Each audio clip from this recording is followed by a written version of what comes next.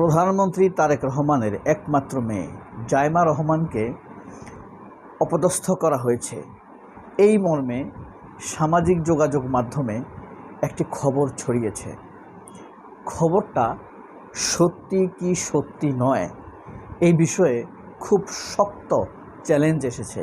নানানজন নানান রকম কথা বলছে, মানুষ ইচ্ছেমতো মন্তব্য করছে। এটা নিয়ে ঢাকা বিশ্ববিদ্যালয়ে পরিস্থিতি বেশ যথেষ্ট গরম হয়েছে।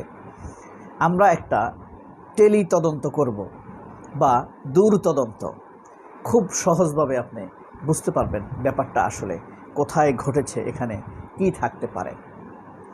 প্রশ্ন হলো, এই যে জাইমা রহমানকে অপদস্থ করা হয়েছে, মূল ভিডিওতে যাওয়ার আগে বলে নেই, এর আগে ডাক্তার মুরাদ জাইমা রহমানকে যে স্টাইলে অপদস্থ করেছে, এই অপদস্থ করা বা অপমান করাটা তার চাইতে বেশি নাকি কম, এই জিনিসটি মাথায় রাখবেন। এরপরে আমরা দেখছি এই ঘটনাটা জাইমা রহমানের বিরুদ্ধে যেই ফটোকার্ড ছড়িয়েছে, এটা খুবই নোংরা এবং অশ্লীল। একজন বোনতুল্য বা কন্যাতুল্য মেয়ের বিরুদ্ধে এই ধরনের পদক্ষেপ অত্যন্ত নিন্দনীয় এবং শাস্তিযোগ্যই মনে করি।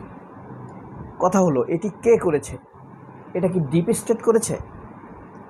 যদি ডিপ স্টেট এটা করে থাকে, তাহলে বিষয়টি খুবই পরিকল্পিত, অর্থাৎ দেশে একটি অরাজক পরিস্থিতি তৈরি করার জন্য এটা করে হয়ে থাকতে পারে। প্রশ্ন হলো, ডিপ স্টেট এটা কেন করবে? সেই উত্তরে আমরা যাব। এরপর হলো, এটা ভারতের কোনো গোয়েন্দা সংস্থা ঘটিয়েছে? সেটা ঘটানো খুব স্বাভাবিক। কি কারণে ভারত এমন উত্তপ্ত পরিস্থিতি তৈরি করতে পারে, সে বিষয়ে আমরা আলোচনা করব। এখন কথা হলো, তারেক সম্প্রতি সময়ে কি সিদ্ধান্তগুলো নিয়েছেন। এরপরে ফ্যাক্ট চেক কী বলে, আমরা সেটা দেখব। জুলাই আন্দোলনকে চরমভাবে অপদস্থ করা হয়েছে এই ঘটনার মাধ্যমে, সেটাও আমরা দেখব। এবং সাদিক কায়েমের অতি সাহস যা ক্ষতিকর, এটা দেখানো উচিত হয়নি। প্রথমত আমরা আলাপ করি, দেখেন ডিপ স্টেট এটা কেন করবে, এই প্রশ্নটাতে আমরা যাব। ডিপ স্টেটের ভিতরে খুনি হাসিনার নিয়োজিত যে সকল সদস্য রয়েছে, তারা জুলাই বিদ্যমান শক্তিগুলোর মধ্যে একটি মুখোমুখি সংঘর্ষ তৈরি করলে সরকারের মনোযোগ অন্যদিকে সরে যেতে পারে।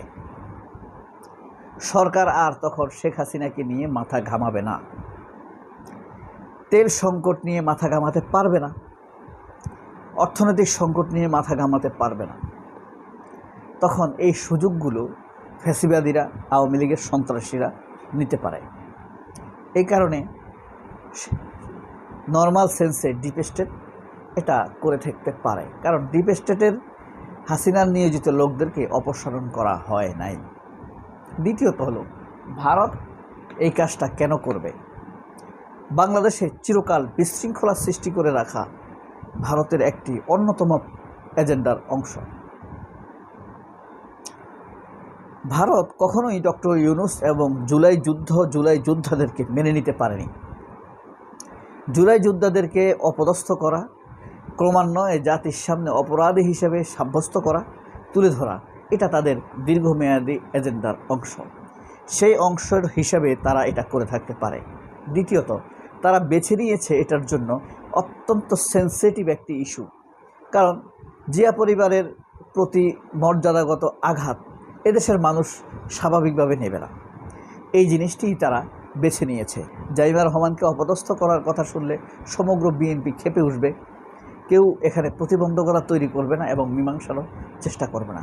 সবাই নিজেকে মারাত্মক উত্তেজিত হিসেবে দেখিয়ে জিয়া পরিবারের কাছে যেতে চাইবে, এটাকে সমাধান করার চেষ্টা করবে না। যে সমাধান করতে যাবে তাকেই গুপ্তচর এসব হিসাবে সাব্যস্ত করা হতে পারে। এ কারণে এই ঘটনাটি তারেক করতে পারে, এটা খুব স্বাভাবিক। তবে হ্যাঁ, এবার আসে দুই বিষয়। যেমন ভারত যদি এটা করে, এটার পরে এই ঘটনা ঘটানোর পরে, উত্তেজনা সৃষ্টির পরে কোন কোন লোকগুলো আক্রমণে অংশগ্রহণ করেছে, তাহলে কিন্তু তাদেরকে নিয়ে ভাবতে হবে। তারাও ভারতের চরদের অংশ হিসেবে উত্তপ্ত পরিস্থিতি তৈরি করার ক্ষেত্রে তারা ভূমিকা রেখেছে। ঠিক একই ক্ষেত্রে ডিপ স্টেটের এই উত্তেজনা তৈরির ফলে কোন কোন লোকগুলো হামলা করেছে তাদেরকে নিয়েও ভাবতে হবে, তাদের সোর্স ভাবতে হবে, তারা কারের মাধ্যমে রিক্রুটেড তাও ভাবতে হবে। এখন কথা হলো, তারেক রহমান সম্প্রতি যে সিদ্ধান্তগুলো নিয়েছেন, তিনি বিরোধী দলের ব্যাপারে আগ্রাসী ভূমিকা নেওয়ার ক্ষেত্রে ধীরে চলনীতি অবলম্বন করছেন। এখনও তিনি জামায়াত বা শিবিরের বা বিরোধী দলের উপরে খুব বেশি আগ্রাসী ভূমিকা রাখছেন না। এই কারণে ভারতের বিরক্ত হয়ে থাকতে পারে ভারত, যে আমাদের কথা মতো কাজ করছে না, ইসলামিক লোকদের উপরে হামলা করছে না, ইসলামের উপরে আঘাত করছে না। এ কারণে ভারত বিরক্ত হয়ে উত্তপ্ত পরিস্থিতি তৈরি করে বিরোধীদের উপরে হামলার পটভূমি বা প্রেক্ষাপট তৈরি করে দেবার জন্য আপ্রাণ চেষ্টা করে যাচ্ছে, যেন এই গ্রাউন্ডের উপরে ভিত্তি করে শিবির বা ইসলামপন্থীদের উপরে মারাত্মকভাবে হামলা করা যায়। কিছুটা তারা করেছেও বটে। একজন মুসাদ্দেক, একজন এবি জুবাইরের উপরে হামলা, জুলাই যোদ্ধাদেরকে নিয়েই হামলা, জুলাই যোদ্ধাদের উপরে হামলা, জুলাইকে ডেমোলাইজ করে দেওয়া গেল, স্ময়েস্ট করে দেওয়া গেল, স্মেল্ট করে দেওয়া গেল। জাতির সামনে তাদেরকে অপদস্থ করতে পারাটাই তাদের জন্য একটি বড় ধরনের ইস্যু হতে পারে। তবে এই পরিস্থিতি সমাধান করতে গিয়ে সাদেক কায়েম যেই সাহস দেখাতে গিয়েছেন নিজের অধীনস্থদেরকে রক্ষা করার জন্য, নেতৃত্বের এটা একটা বৈশিষ্ট্য বটে। তবে সময় পর্যালোচনার ক্ষেত্রে কখনো কখনো সময় পর্যালোচনা করে আবেগকে স্থান দিতে হয় না। এখানে একটি বড় দুর্ঘটনা ঘটে যেতে পারত, এর ভিতর থেকে সাদেক কায়েমের উপরে আরও মারাত্মক আঘাত আসতে পারত, সাদেক কায়েমের উপরে আরও কঠিন শহীদ ওসমান হাদির মতো হামলা হতে পারত। তিনি সেখানে না গেলেই ভালো করতেন, তবুও তিনি গিয়েছেন, তাৎক্ষণিকভাবে ব্যাপারটা সমাধান করতে পেরেছেন। এটি একটি আশাপ্রদ বিষয়। তবে তদন্ত এখন কি বোঝা যায়? প্রশ্ন থাকবে, এটা কি ডিপ স্টেট করেছে কিনা, ডিপ স্টেট করলে কেন করবে, তারা কি চায়? সোজা, ভারত করে থাকলে কি করেছে, কেন করছে, তারা কি চায়? আর যদি এটা কি শুধুমাত্র ভুল বুঝাবুঝি দ্বারা হওয়া সম্ভব, ছাত্রলীগ দ্বারা কি হওয়া সম্ভব না? জাইমা রহমানকে মিথ্যা করে হলেও এই ধরনের অপমানজনক কার্ড কেউ ছড়াবে বলে আমার মনে হয় না। দেখেন, এখনও এক হিসাবে বিএনপির সাথে শিবিরের কিছুই হয় নাই, তবুও শিবির কখনো কি শেখ হাসিনার মেয়ে বা শেখ হাসিনার বাগিনী বোনের মেয়ে তাদেরকে নিয়ে কোনো বাজে ফটোকাট করেছে? অতীতে করেনি।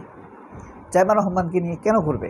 সুতরাং আওয়ামী লীগ অথবা ডিপ স্টেট অথবা ভারত, এই তিন শক্তির এক শক্তি জাইমা রহমানকে নিয়ে উত্তেজনা ছড়িয়ে একটি গোলযোগ সৃষ্টি করতে চাইছে, যেটা দায় চাপানো হচ্ছে প্রাথমিকভাবে শিবিরের উপরে। অথচ শিবির অতীতে কখনো শেখ হাসিনার মেয়েকে নিয়েও এমন ফটোকার্ড বা প্রচার করেনি। এটা অতীতেও আওয়ামী লীগ করেছে, ডাক্তার মুরাদ করেছে, নাহিদ রেইন করেছে, এখনও তারাই করছে। এটাই হলো দূর তদন্ত বা টেলি ইনভেস্টিগেশন বা আমাদের দৃষ্টিতে গণ তদন্ত। সবাই অনেক ভালো থাকবেন। আল্লাহ হাফেজ। আসসালামু আলাইকুম।